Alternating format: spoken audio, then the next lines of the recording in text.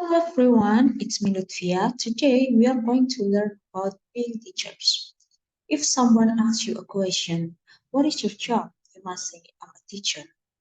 Then he or she will have in mind that you are someone who teach the student in the classroom. But is it the only role of the teacher? It is our topic today, being teachers. Let's start with the roles of the teacher. There are some roles of the teacher. The first is controller. Teacher is the controller in the classroom.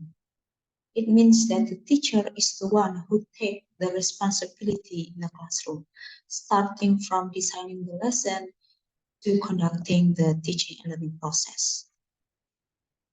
The second is monitor and evidence gatherer. During the teaching and learning process, the teacher is becoming monitor and evidence gatherer. The teacher has responsibility to monitor the student behavior in the classroom. The third is prompter and editor. The teacher is a prompter means that the teacher has responsibility to motivate the student in the classroom. Meanwhile, the teacher is an editor means that the teacher has responsibility to give feedback to the student, whether written or spoken. The fourth is research and tutor. In the classroom, the teacher has responsibility to teach the student about the material. Moreover, the teacher also have to be a resourcer for the student by giving them guidance and help the student in the teaching and learning process. The fifth or the last is organizer and task. Besides teaching, the teacher also has responsibility to conduct a task in the end of the teaching and learning process. So that's it about the roles of the teacher. So everyone, the main goal of learning the target language is to make the student be able to communicate with the target language communicatively. So the teacher has to help the student to reach the goal. It can be done by having or creating an active conversation with the student.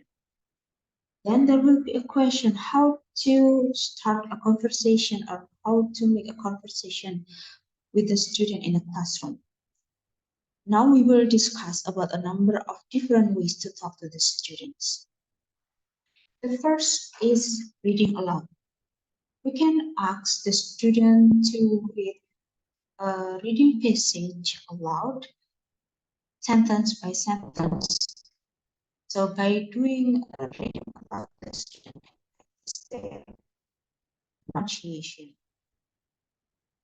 The second is providing comprehensible input. This can be done by greeting the student, asking about their weekend or holiday, ask their opinion about something. By doing this way, the student will learn the target language subconsciously.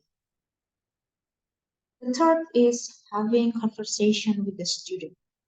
The teacher has to create a conversation with the student as many as possible by using full target language.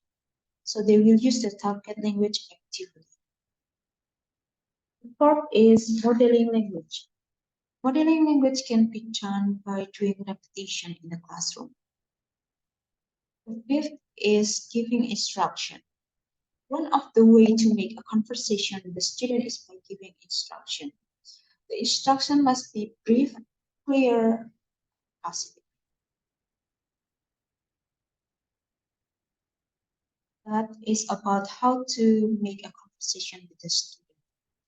Sometimes in teaching the material, the teacher has some deficiencies. That's why it is important for the teacher to do self-reflection. And then how to do self-reflection? There are some ways that the teacher can do in order to reflect when teaching. The The first is using video. One of the most effective ways of getting feedback on our teaching is to film our lesson. By watching our teaching video, we can analyze the lack and the strength of our teaching. The second is doing action research. So action research can be done by finding the student's problem and then find the best solution that can be applied in the classroom. For example, I found out that my students has no motivation in following the writing class. Then I will try to find the solution of this problem. For example, by applying flipped classroom. The third is asking the student.